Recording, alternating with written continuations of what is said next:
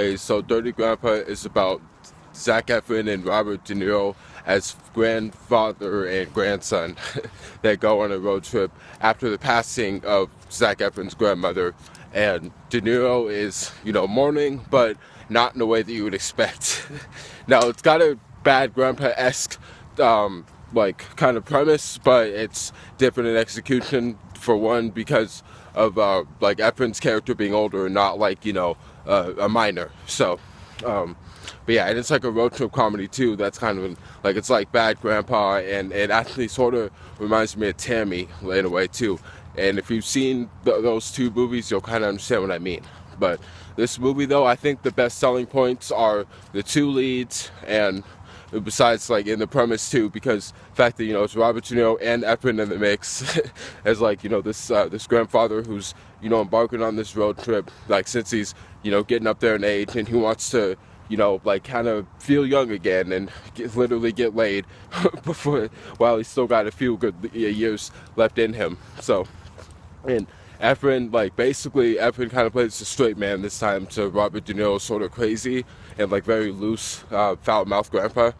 And this is one of, for both Efron and De Niro, this is one of their best movies in a while.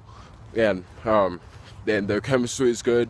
Because, it looks good enough in the trailer, but you don't know if it's going to be just one-sided or kind of dry or not really present. But their chemistry is definitely present, and I would like to see them work together again. And the gags in this movie, they're funny enough. The script and the gags and all this and that, it's all kind of been there, done that, but they still find a way to make it refreshing somehow, I would say. And I like that Efron is game to do these very crazy gags, despite that he's been in Neighbors. And De Niro, he's been a pro. He's been acting for years, done so many movies. But this particular character, I like seeing him do this. It's not something you see him do a lot. So it's definitely one of his more not so serious roles. Even in the film Toy, it's all that serious either. But anyway, the supporting cast: Zoe Deutsch and Julianne Hough and Aubrey Plaza, all were funny.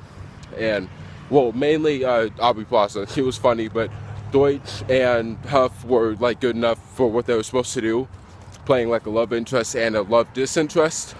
So, and that's not huge spoiler, because if you meet the actors in the movie, the characters, you pretty much see where it's going. So I would only say to see this movie if you like Efron or De Niro, or if you like raunchy comedies. But for me, I like that this is a raunchy comedy, but the plot doesn't expect, you wouldn't think this would be a super raunchy film, generally.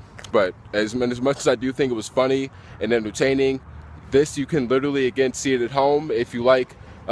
See it in theaters if you like the leads, or see it at home if you like how it sounds, but you just don't want to go out of your way to see it. So, but I would give it an 8.5 out of 10. I would definitely see it again and buy it on DVD and or Blu-ray when I get to that stage eventually.